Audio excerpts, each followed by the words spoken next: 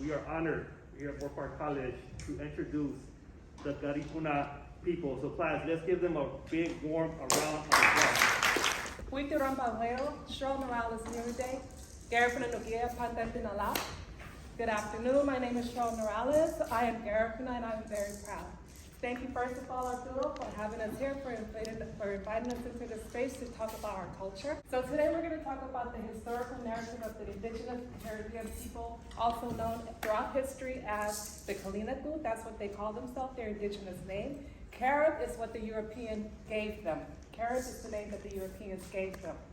But our name for ourselves is Kalina, the original indigenous name, and the name that we made in Central America and throughout the diaspora is Garifuna. The indigenous land is Saint Vincent and the Grenadines, which is in the Lesser Antilles, and that is our original homeland. So I'm going to take you to a little journey of where we began and where we are today.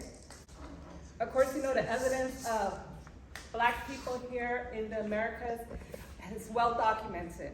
But oftentimes when it comes to American history, we're often related to just basically the only way we got here is through slavery. But from our oral history and from the oral history in our homeland of Saint Vincent, we believe, and our oral tradition states, that we came here prior to slavery. We came here around the 1300s. That came with Abubakar. He was the prince in Africa and Mali who abdicated his throne so he could become a seafarer. He said, you know what, you guys could conquer the land and I'm gonna conquer the ocean. So along with over 1,000 ships, on his first expedition, he took 100 ships and only 2 returned back to Africa, to Mali. So on his next voyage, he had 2,000 ships and the 2 challenging trips made it all the way over here.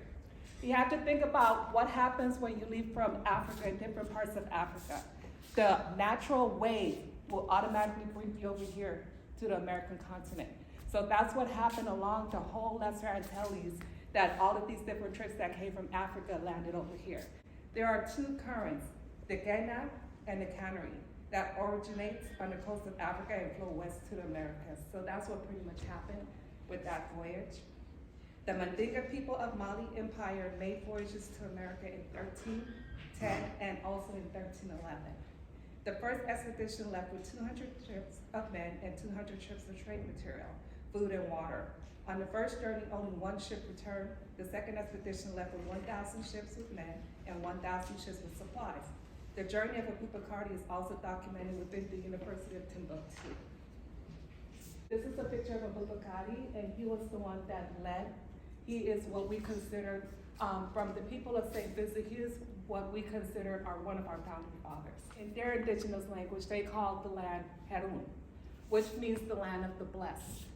Now that is in the Kalina language, and that's what they refer to their land. We call it here Saint Vincent and the Grenadines. That's what the Europeans have named it, but for our indigenous people, we call it Herun. In the Garifuna language, we call it Yurme, which means homeland. That is our homeland.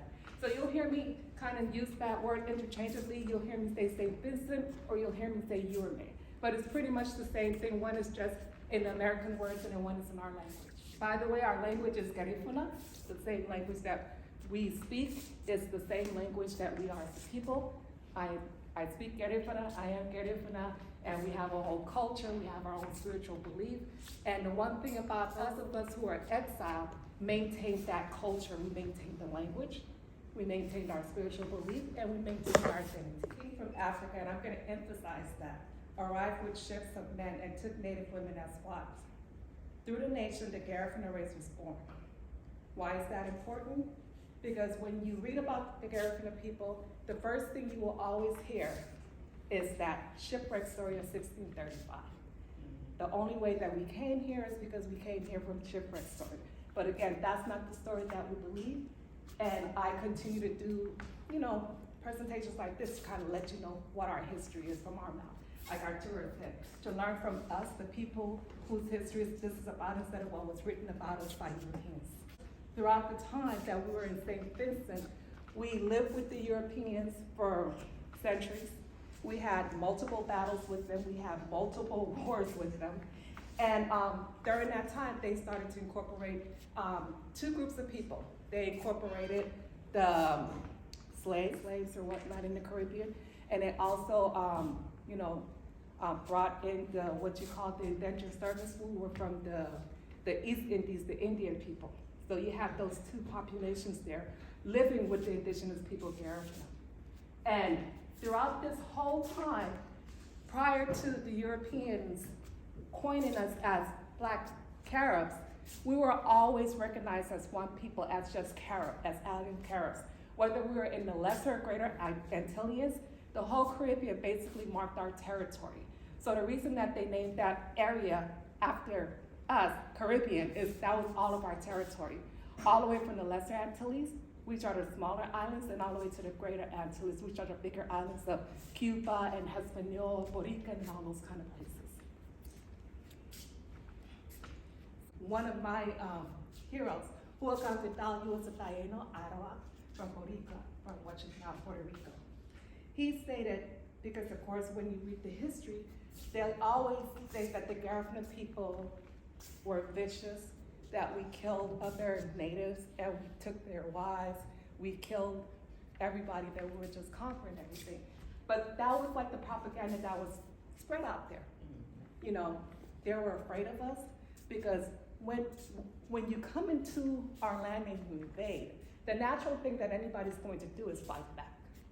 So when we had these people that came into our land and they started to invade our country, we automatically just fought back. And because we weren't docile, because we didn't give in, we were known to be vicious because we really, really fought for our land. Again, over the span of 150 years, we fought with both the British Empire and we fought with the French. So according to Taino historian Roatan Bay Islands, his name is Mighty One in this language, he states that the Taino and Arawak, the Kalinagu, welcomed the travelers from Africa. We took them in as brothers. He stated that the Africans and natives did not kill each other off the false statement by the white man. Roatan stated, those are the lies that the white men spread to tear us apart from our brothers. And those are the things that you'll continue to hear throughout our history. Once we started to reconnect with our Taino brothers, our Kalinagu brothers, we pretty much had the same stories.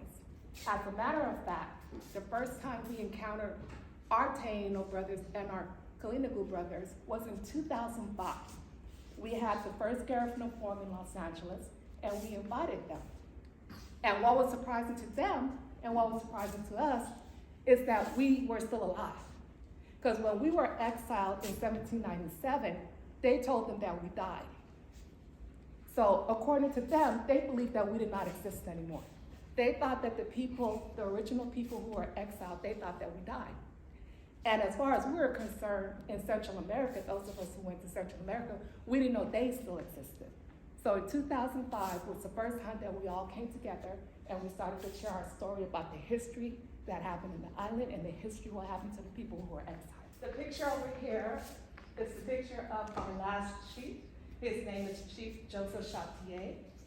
And according to our oral history, he had 5 wives. Back then, men were able to take as many wives as they could afford. So he had 5 wives. His main wife her name was Boruta. You'll hear about her a little bit later. And over here, this is a picture of the different leaders of the different Carib tribes signing treaties with the Europeans. Now, I'm gonna go back again. One of the stories that they always say about Garifuna people is that we were escaped slaves. I don't know any place in history where Europeans, at that time, the most mightiest power in the world, signed treaties with slaves. Anybody ever heard that before? No, right? So there's no way that they would be signing a treaty with slaves. The British Empire initiated and signed 3 major treaties with the indigenous people in Saint Vincent. However, the British people violated every single treaty that they signed with us. Every single treaty. We had one treaty that we divided the land, where we were willing to, split the land with them. This land was Garifuna land. Of course, this land was all of their land. And we agreed to it. Okay, we'll take this smaller portion of land. But what happened? When they returned back, or when they sent their people back to Europe, the little bit of land that they left for us, they would go back to England and resell the land. So instead of having this little bit of land that they allotted us, they decided was ours on our own land, they went back to Europe.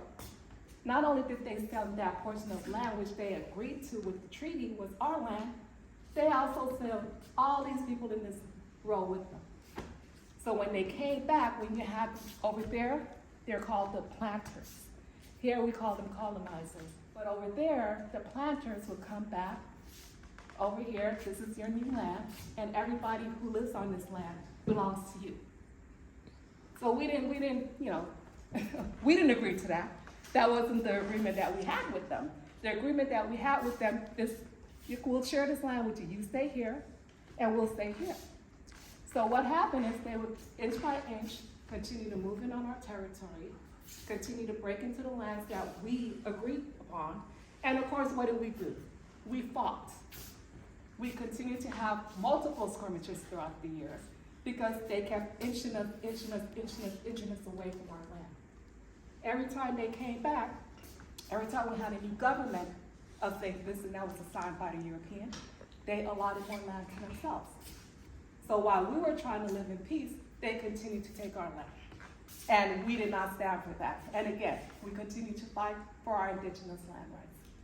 So when you talk about all of the different wars that happened in Saint Vincent and the Grenadines, it was basically the same thing that's happening now. Indigenous land rights. Indigenous land rights was what we were fighting for. They wanted our land, which was very rich soil, volcanic land. They wanted our land to produce sugarcane plantations, which they eventually did. But that was the reason what they wanted our land for.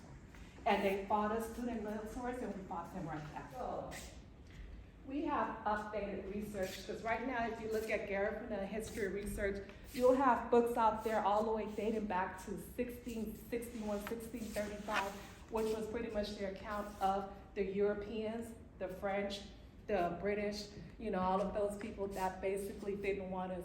So they're a little bit biased about the history that they write about us. I sat in a lecture last week from a class that was in England. Believe it or not, they have courses about Garifuna people throughout Europe. They've been having that for years. I'm gonna kind of tell you a little story. The first time I got a call from a student from Germany, she was taking a Garifuna history class in Germany about us. So she found me online and she calls me, "Are you a real life Garifuna? Are you guys still alive?" And I'm like, yeah. And she was like, "They told us you were dead. We thought you were like a myth, a make-believe. Are you guys really still alive?" And I was like, yes. So I'm speaking to a real life Garifuna? Yes. So we started this great relationship for over 8 years. She completed her dissertation and everything. She came from Germany. She met with the Garifuna community in New York. And, she just couldn't believe that we still exist. Because even in the European history books, they basically wrote us off as dead. Wow. But you have to understand why they assumed that we were dead. Because over the years of battles with the European, after so many years of battle, they got tired of us. And again, their main thing was they wanted that land. So what can they do to get their land? You're no longer indigenous. Now, they went from calling us Caribs, mind you, everybody was labeled Caribs, to calling us, those who continued to fight them, Black Caribs. So by them calling us Black Caribs, we were no longer considered indigenous to Saint Vincent. We were now considered indigenous to Africa. We were now escaped slaves. We were now everything that didn't have rights to that land. And in the archives, it's documented. The first person who started to use the word Black Carib was Sir William Young II in 1635. Prior to that, when you look through all the books, you'll just see Caribs. Caribs here in the Lesser Antilles, Caribs in the Lower Antilles, and so forth, Greater and Lesser Antilles. But you will not see the term Black Carib until 1635. What happened in 1635? So, the British monarch back then, they commissioned Sir Young to do a survey of the last hour still available. Because they just had it with us. Like, we're tired of fighting with these people. We just want them off the land. We need to do the plantations. We need to get, we need to do what we need to do. So they commissioned Mr. Young, I won't call him sir. They commissioned him to do a survey of the land. How many people were indigenous? How many lands do we have? What can we do? When can we start this planning process? So when they commissioned that, Sir Young intentionally inserted the word Caribs, black Caribs. And he justified taking our land away from us. And then he justified that, keep him in mind, when he justified that, he had to create a story. So according to archives, he was the first person who ever initiated that 1635 shipwreck story. Because throughout the archives of French and the English archive, there are no documented shipwrecks along the Lesser Antilles during that time. None. How do we know that? Because the British and the French documented everything. How do we know that? Because every ship, slave ship that came from Europe was insured. I'm talking about the slave people were commodity, they were cargoes.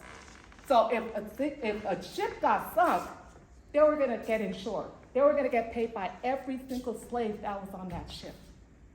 So, trust me, if there was any shipwreck during that time, somebody would have claimed it, because that's lost money.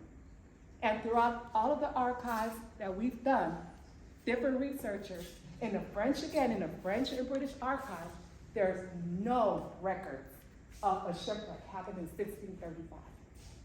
But when that was proven wrong, Mr. Young, he changed it to, maybe it wasn't 1635, maybe it was 1667. Maybe it wasn't 1667, maybe it was 1670, 1665. So they changed it throughout the year. But all of those shipwrecks that they say happened, again, the archives, there's no reported archives in that particular area until 1685. That happened on a ship. I can't remember the name of the ship, but it happened on a ship. They were heading toward Jamaica. And they reported the number of slaves that were on that ship, and everybody died. That's the only record of a ship that happened during that time. 1681. 1681. But again, to justify that we were not indigenous to that land, and to justify that we did not have rights to that land, even though the powers to be knew the truth, they widely accepted that story. And at that time, who wrote the history? So they wrote that history, the propaganda, the story began that Garifuna people stopped basically being indigenous all of a sudden, and now we're these escaped slaves. They have the justification that they needed to charge us with treason for daring to lift multiple hands against the British crown. And the charge for treason against the British monarchy back then, and I think still now, is death. So, what happened to us? After a year of fighting, our chief died within the first 5 years of the last Carib War. We had 3 major Carib Wars with the British. We had the first Carib War, the second Carib War, and the last Carib War is where you'll hear them talk about our chief, Joseph Chapelier. Within the first 5 days of the war, he was killed. Now, we have different versions of how he died, but he was basically assassinated with a knife to his back. But again, that's what we know that happened. The stories that you'll hear out there, he thought that he had the power, he was invisible, he was a superhero, and he dared to challenge, the army general, because he felt that he would not die. That's the story that they wrote. And so he basically confronted, according to their oral history, their written history, he basically confronted one of the best swordsmen in all of England, the #1 swordsman, to a duel. And that's how he died.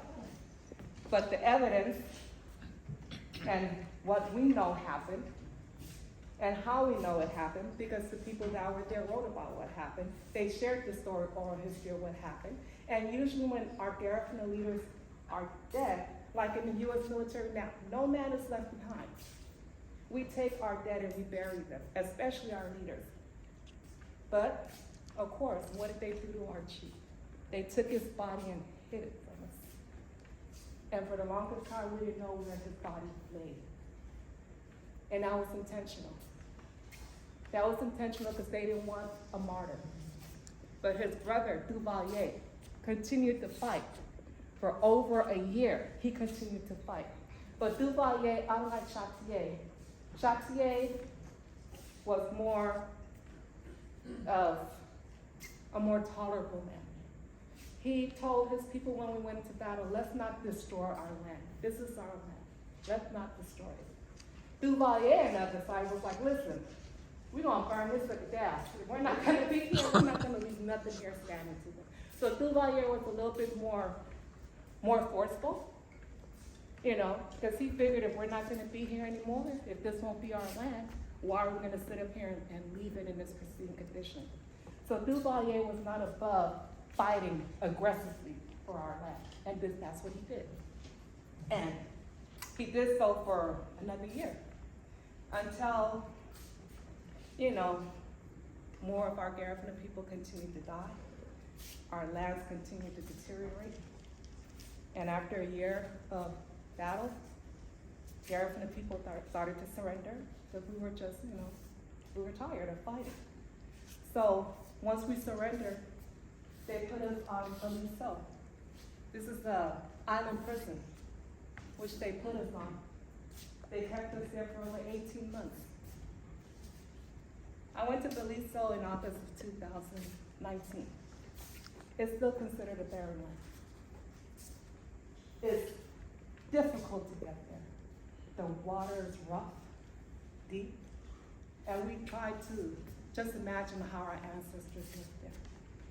We had a few of the men that were with our group. They went fishing, tried to catch fish to see how difficult it would be to catch fish over there, and it was quite difficult. Even to this day, it's uninhabited. It's a private island. It's owned by a family. They've been trying to sell it for over 25 years. We stayed there for over 18 months.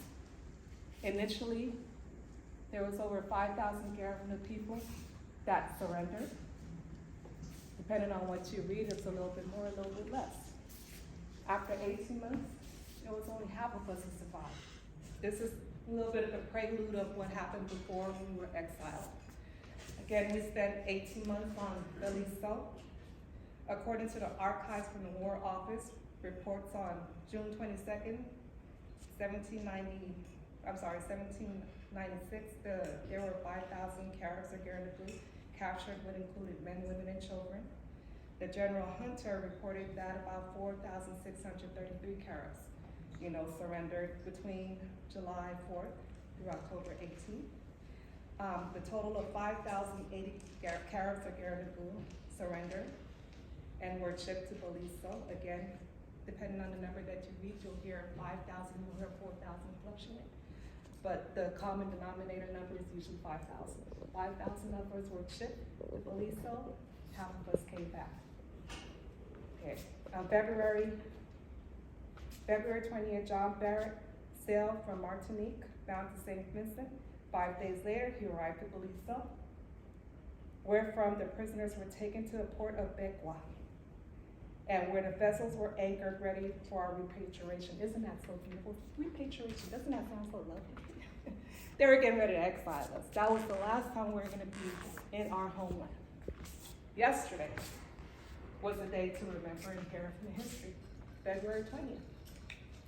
Now it's the last day that we that were exiled, that was the last day that our ancestors were on that land.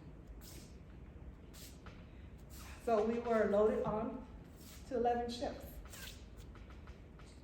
And with that, we started our journey from our prison island of Beliso to Roatan.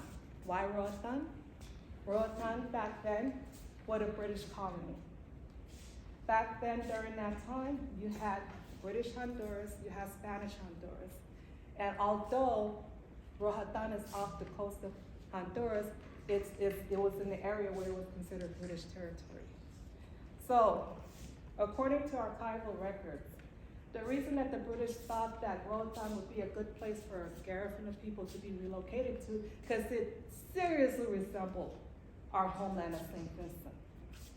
To this day, I went to Saint Vincent and I went to Roatan. And when there's certain places when you look down, you're like, oh my God, I feel like I'm back in Saint Vincent. So they thought by putting us in a place that was similar to our homeland that we didn't want to go back to our homeland. But you know, that wasn't true. You always have to feel for home. And Garifuna people, throughout oral history, we never stopped trying to go back home. There's different stories of how Garifuna people migrated to Nicaragua. One of the stories, one of the oldest oral traditions, stories that was told, is that the first people who migrated, the first load of Garifuna people who migrated to Nicaragua got there by accident.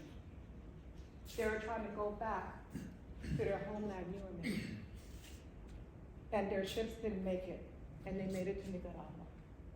So you have the first settlements, according to our oldest oral history, that landed in Nicaragua.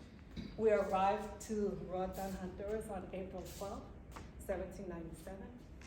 We celebrate that today throughout the Garifuna diaspora as our arrival day to Central America.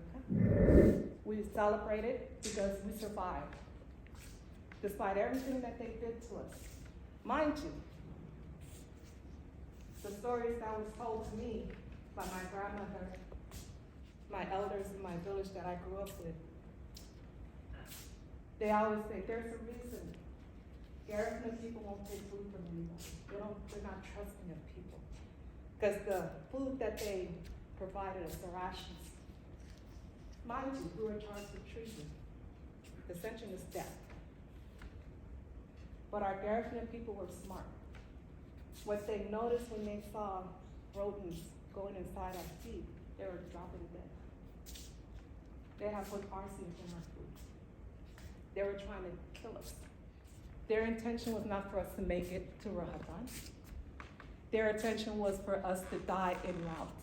Some of us did.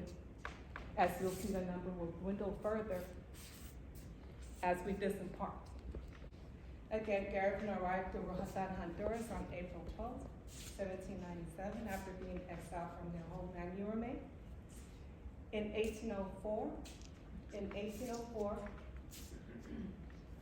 group led by Marcos Sanchez Diaz arrived to Livingston, what we call in our language La Buga, which means Mount La Buga.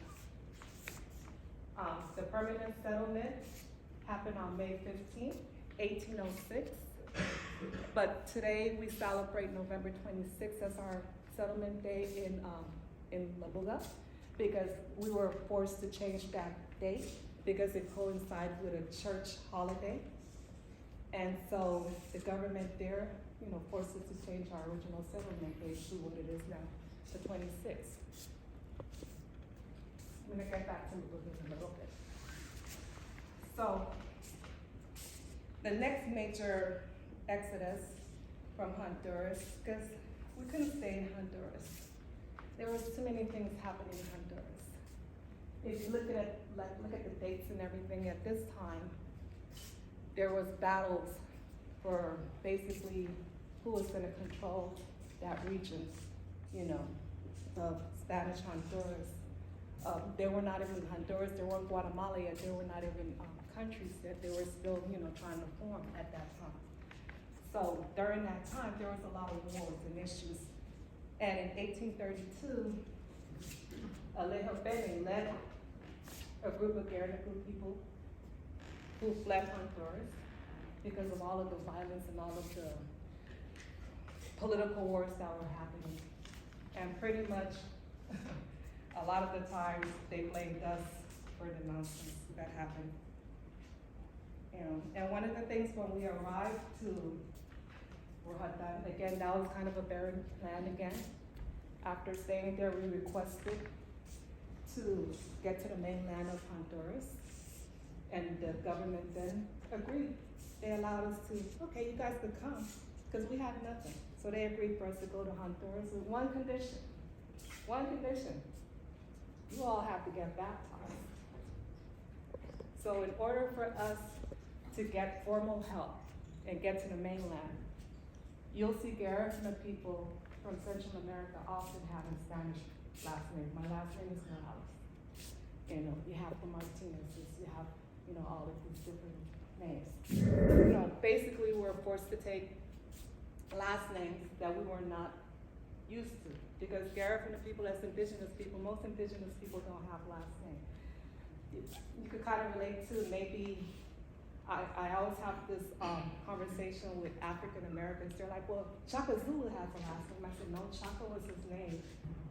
But his name Zulu was referring to the territory, was the people. So that's not his last name. Then I talked to my Catholic people, and it's like, what was Jesus Christ's last name? Christ! And I'm like, if you read the Bible, it's basically Christ is his title, Jesus is his name. But Jesus Christ have a last name? Does anybody know? Not that you know of, right?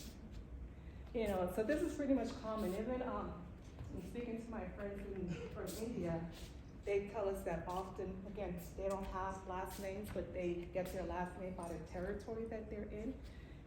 Depending on what area they'll be, like whatever their name in that territory is their last name. So you'll find that common. So Garifuna people did not have last names, but we were forced to get last names when we wanted to get to the mainland, and they christened us with random Christian Catholic names. The majority of the time when you meet a Garifuna person from Central America, you know they're Garifuna by their last name. But also, prior to us leaving, they were trying to baptize us in Saint Vincent too, so you did have a few Garifuna people that were baptized there. But if you look at the records, you'll see the same person getting baptized as an Anglican, as a Catholic, because back then when you got baptized, what did you get? Gifts, trinkets. So you had some Garifuna people that got baptized multiple times, and it's recorded.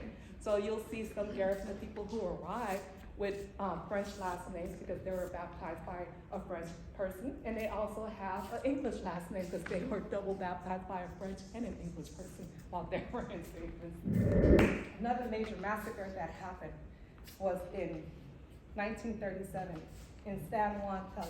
It's called the San Juan Tela Massacre, which led to the Garifuna fleeing. Remember I talked about Nicaragua, which led to them again fleeing to Nicaragua, and also led to them what is now known as Hopkins Police. So the massacre took place at 9 a.m. on March 12, 1937, in front of the Garifuna Catholic Church that was there in San Juan. So what happened? According to the first account, and according to our oral history, what happened? And what happened in Honduras, especially what happened in Honduras in the massacre. Garifuna people were scared. Those people in Honduras who survived, they fled. And there was a bounty on Garifuna people's heads because we were accused again, because again what happened in Guatemala happened in Honduras. And according to first-hand accounts, there was an attempted coup in Honduras. And some Garifuna people who worked with the Banana Fruit Company, who came to the United States via the port of Louisiana, they were contacted by U.S. officials to help support this coup in Honduras. So word got back to the government in Honduras, and Pacific Garifuna people in different territories were accused of plotting a coup against the government of Honduras. So this is where that massacre happened. That's why the massacre, they accused several Garifuna people, including women and children, of plotting with the United States for this coup in Honduras. They forced the Garifuna people that were accused to dig their own hole. They were sentenced to a firing squad right in front of the community church. And there they dropped men, women, and children. Massacre, right there. And again, they had a bounty on several Garifuna people. And From Honduras, a lot of them fled the police because they felt they would be safe in the British territory, and also in Guatemala. The first settlements of Garinagu people that were in Guatemala fled Guatemala. By the time when we first got to Guatemala in 1804, we had several families there. In between that time, recorded by the Hall of Records in Guatemala, there was only 6 families left during all of this turmoil. They migrated to Belize, and what happened when the dust settled is the government of Guatemala located a lot of those families that moved to Belize and invited them to come back to Livingston. This is your home. They wanted them back to Livingston. And they not only invited the people who left Livingston, the Garifuna people who left Livingston, they also invited any other Garifuna people who wanted to settle in Livingston.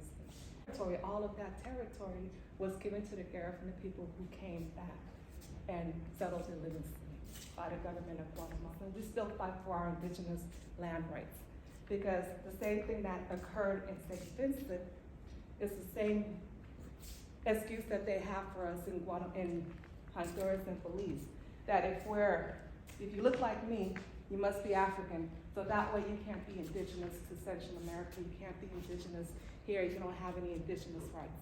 Although Garifuna people were given land in Honduras. Mind you, when they kicked us out from there, we were given Roatan. What did they do in Roatan? They did the same thing they did in Saint Vincent. They sold the land from underneath us and gave it back to the Europeans. So we've been fighting that battle for years. In Belize, when we fled from Honduras, we asked the government of Belize for safety. They initially granted us the southern part of Belize, which wasn't developed yet. These are pretty much the Central American communities that we have. And we also have reports of Garifuna communities in the Cayman Islands, as well as in Panama. During the Panama building of the Panama Canal, a lot of Garifuna people, of course, took advantage of the economical situation and went over there.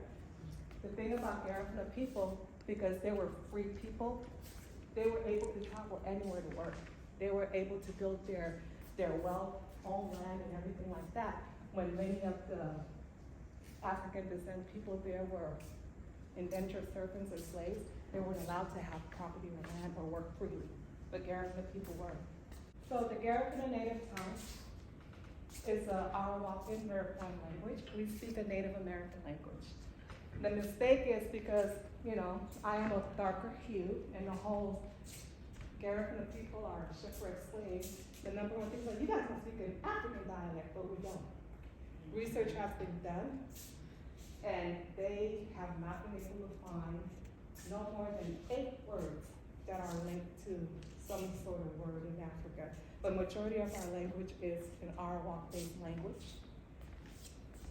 And it's spoken in Belize, the United States, Nicaragua, Guatemala, and Honduras. Here in the United States, New York has the largest population of Garifuna people outside of Central America. California has the second largest population of Garifuna people outside of Central America, followed by Houston, and we also have Garifuna people.